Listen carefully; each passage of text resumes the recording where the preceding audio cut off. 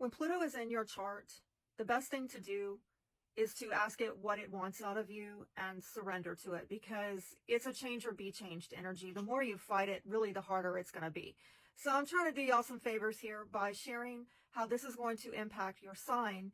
And I think if you follow the advice, you'll not only survive this Pluto in Aquarius transit through your chart, but you'll also thrive. Keep in mind, this is most relevant for your rising sign,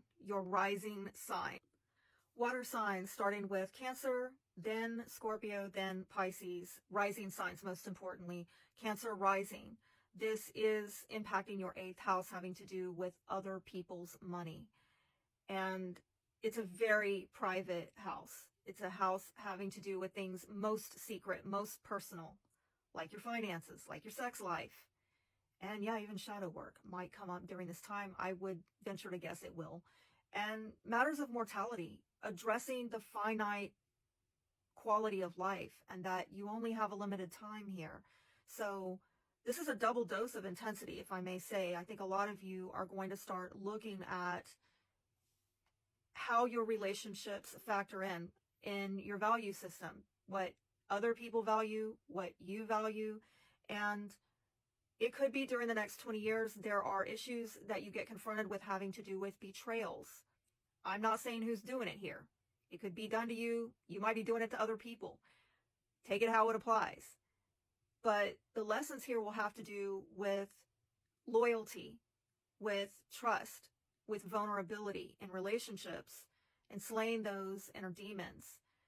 Now, for some of you, depending on what age stage in life you're at, you could actually be revisiting some matters from past betrayals, like the karma of that is catching up to you, and you begin really doing the shadow work of processing how betrayals, maybe from family members, spouses, people that maybe you trusted and loved, or vice versa, they trusted you, they were vulnerable to you, fill in the blank, and you start actually unpacking the baggage that Pluto is asking you to unload so that you can really transcend and have more deeply connected, authentically connected, emotionally resilient, and mature relationships.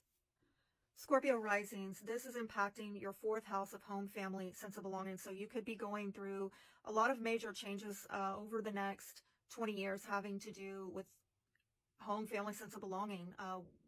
Emotional security matters could definitely be brought up during this time. And housing matters, a lot of changes going on with housing or property issues.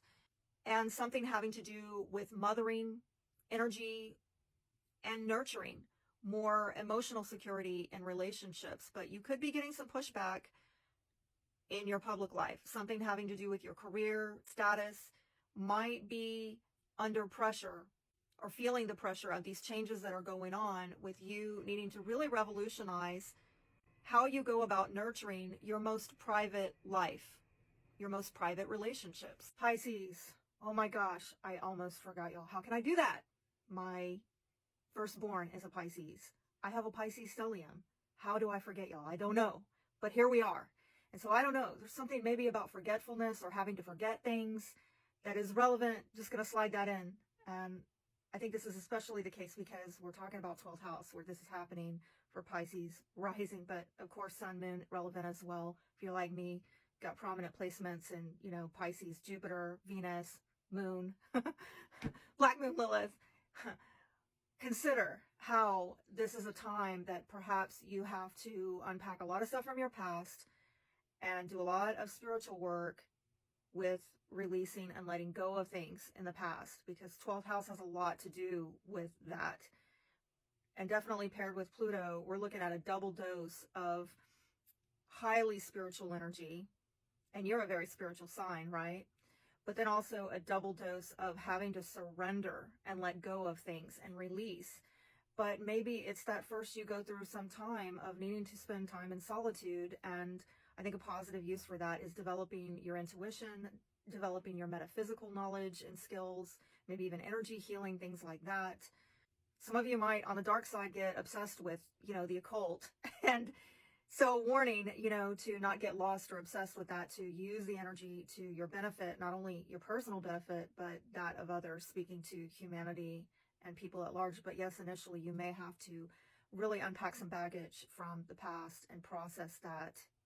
Mind you, this healing and processing that is happening is quite cathartic, and it's in the house opposing 6th, which is another house of healing, but more on a physical level. So some of you, your day-to-day work could be feeling the impact of this, or perhaps things that you're doing on the day-to-day with your health regimens, routines, are feeling the pressure coming from this 12th house of needing to make some changes. And it might have to do with matters of guilt or shame, things that you just kind of have to accept and flow with.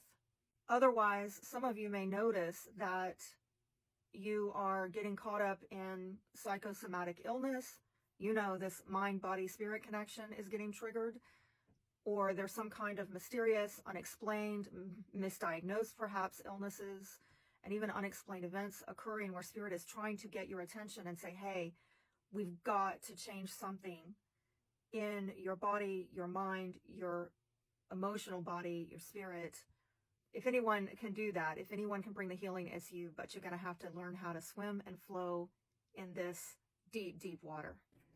If you enjoyed these short little predictions for your rising sign, and you want to hear more specific to you and your unique natal chart, make sure to check out my readings over on Etsy and my resources. My entire Etsy shop is going to be on a massive Black Friday deep discount sale, so grab it while you can.